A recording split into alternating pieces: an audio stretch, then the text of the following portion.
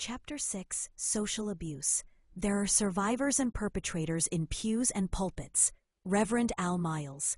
Social abuse is devastating for victims and can wreak havoc in tight-knit communities, such as church congregations, when abusers manipulate others into taking sides. You may have heard the adage that nothing, not even doctrinal issues, divides a church community faster than a divorce. This is especially true when the abuser has been using that church community as a platform to socially abuse the victim. This chapter outlines 7 specific methods abusers might employ to separate victims from important social and familial relationships. For church leaders, it's vital to recognize these methods to protect both the victim and the communities over which you have stewardship. 1. Smear campaigns. Smear campaigns often make up the first wave of many pre- and post-separation attacks meant to alienate victims from their support systems. In a smear campaign, the abuser will rewrite the narrative of the relationship, sometimes claiming to be the victim, while simultaneously presenting the true victim as dangerous and cruel. I once worked with a victim who had finally filed for divorce from her abusive husband after he had threatened multiple times to kill her and himself. As soon as the wife worked up the courage to leave, this husband went to the clergy of their congregation to start a campaign against his wife. The husband had not been active in church for many years, but his wife had been, and he knew that the local congregation had been a social support for her. His hope was to convince the clergy to force his wife to return to him and try marriage counseling again. Years of marriage counseling sessions had already failed.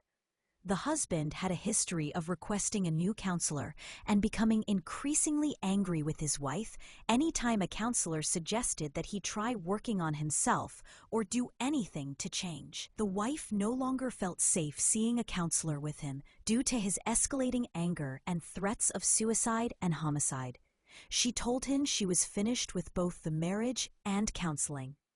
A few of the women at church knew that the wife had fled and was essentially hiding after the husband had threatened to crash the car while driving in an effort to kill her and himself. They also knew that the wife had struggled immensely as she tried to decide whether she should leave or continue to live in fear as his physical violence and homicidal threats escalated. But not everyone at church knew this. And so, the husband used the wife's refusal to continue marriage counseling as the premise for a smear campaign. He claimed that she had just up and left him one day without warning, that she was having an affair, that she was secretly involved with witchcraft, and that she was no longer coming to worship services because she had left the church when she left him. Of course, none of this was true. After the divorce was final, as the husband continued making a pretense of returning to church, always looking perfect in his suit and giving all the right gospel answers, he was able to take advantage of some in the community who wanted to embrace him in fellowship. He continued to recount his side of the divorce, often stoking fear in some of the men in the congregation that this could happen to them too. He frequently lamented that only a mentally ill woman would leave a man who was trying so hard in his life to be righteous and return to God. Thankfully, his attempt to tarnish her reputation, credibility, and mental stability didn't convince many people in their church community, but it did affect a few. And it's easy to see how such attempts could have a negative effect on someone in the congregation who believed the abuser's lies after having once relied on the ex-wife's faith and service to bolster their own spiritual convictions. Abusers who use smear campaigns do so to hurt their victim's reputation and standing. They try to bolster their own standing by claiming that only a crazy person would leave them or accuse them of being abusive. They may take half-truths and twist them into something distorted and ugly, then encourage others to spread the rumors.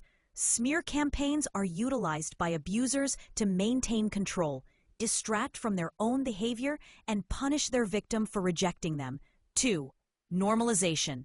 Normalization is an attempt by the abuser to create social situations in which the victim feels targeted not just by the abuser, but by everyone else present. It can take on a variety of forms and be employed by both men and women. Consider, for example, the case of Sarah and James. Sarah sometimes acted disinterested in James and frequently said things to belittle or demean him. So when Sarah asked James to accompany her to a direct sales party, he initially felt encouraged that she wanted to actually spend time with him. Plus, he wanted to please her, so he went with her. When they arrived, James quickly realized that he was the only man at the party. His discomfort grew as the women began talking about the makeup and kitchen utensils being sold, so he moved to the back of the room and began playing a game on his phone. Sarah took note and joked to the other women that James was being inattentive because he obviously didn't care about skincare or household duties. Throughout the evening, Sarah made small comments like this that encouraged the rest of the women in the group to complain about men. For hours, James had to listen to the women talk about how terrible, lazy, and disgusting men could be. By the end of the evening, James felt horrible. Sarah had created a social situation that normalized her emotionally abusive treatment toward James and reinforced her opinion that he was worthless. Sometimes, male abusers will take female victims to movies or places where women are scantily dressed or being liberal with their sexuality, to normalize the abuser's own interest in immodest dress and behavior. Whenever a spouse, partner, or parent promotes friendships within social settings where other participants present cruel, demoralizing, and belittling behavior as being normal, it should be considered manipulative of both the victim and the friends invited to participate. 3. Access control. Another common form of social abuse occurs when the abuser makes efforts to control who the victim can visit with and when. I once worked with a victim, I'll call her Ashley, whose husband, Josh, employed 5 of the 7 forms of social abuse described in this chapter, including making efforts to control who had access to Ashley.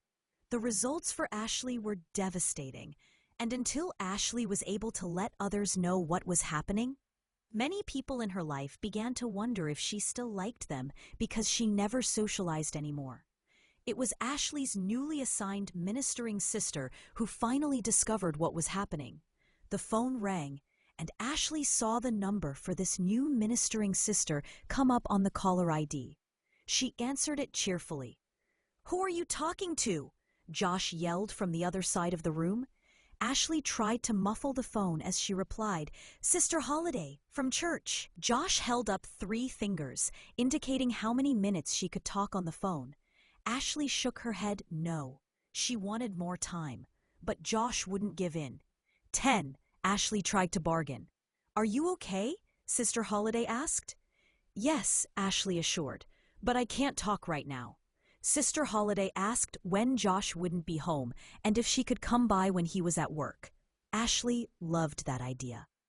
Sister Holiday and her companion came to visit the next day and wanted to know how Ashley was doing. They asked about the strange phone call the previous day and why Josh had sounded so mad. Ashley explained that Josh didn't like her talking on the phone to other people. He would grab the phone away from her if she talked too long and had, in the past, hung up on her friends and family, not allowing her to say goodbye. Ashley had also hidden in public bathrooms or gone on long walks just to call her parents and check in with them. 4. Sabotage. In addition to controlling who had access to Ashley, Josh also worked to sabotage and monitor her social activities. Josh would log on to Ashley's social media account and send hateful messages to her friends or make rude comments on their posts under her name. Ashley had to spend a lot of time apologizing and covering for Josh by saying her account had been hacked. He also checked in on all the people she was interacting with and interrogated her about who her friends were, how she knew them, and the types of interactions she had had with them in the past and present. 5. Physical removal from support systems. After a while, Josh worked hard to convince Ashley to move to another state where she knew no one. She was out of her element, and only Josh's enabling family lived nearby. Whenever Ashley made new friends and started to build a strong support system, Josh insisted on moving to another town in the state. Ashley was forced again and again to start anew, to build up a support system within a new neighborhood and new church congregation. 6.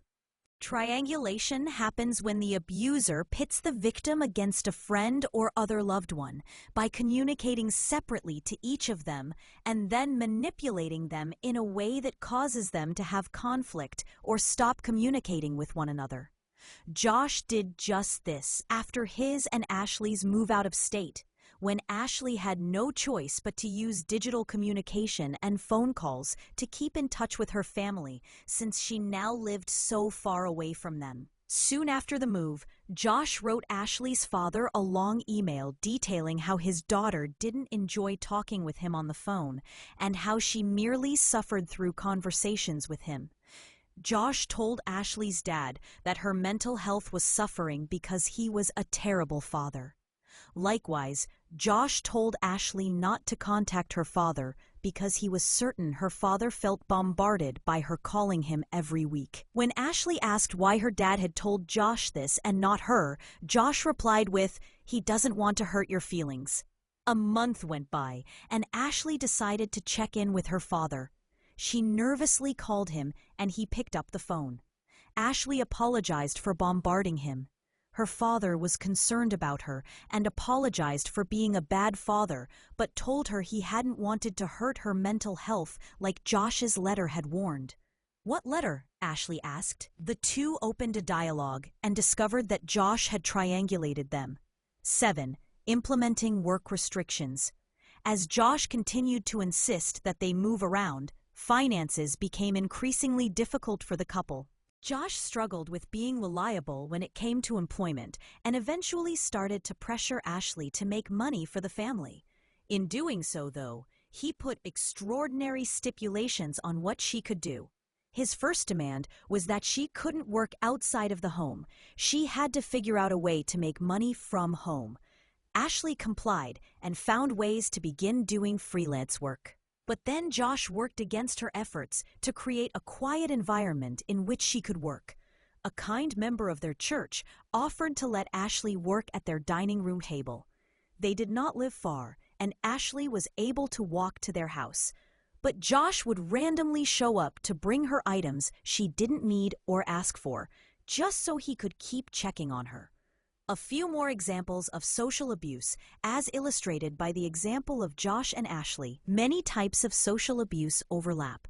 The 7 methods described in this chapter may involve additional tactics, such as telling embarrassing stories about the victim, getting the victim to share secrets in private, then openly telling those secrets to other people, treating the victim disrespectfully in front of other people, encouraging the victim to make friends with other abusers, making the victim feel foolish or awkward while socializing, refusing to socialize with the victim's friends and family, sometimes even listing reasons why the victim should no longer hang out with loved ones, demanding that the victim account for all of their time with anyone they socialize with, accusing the victim of having an affair or looking sinful when they socialize with others.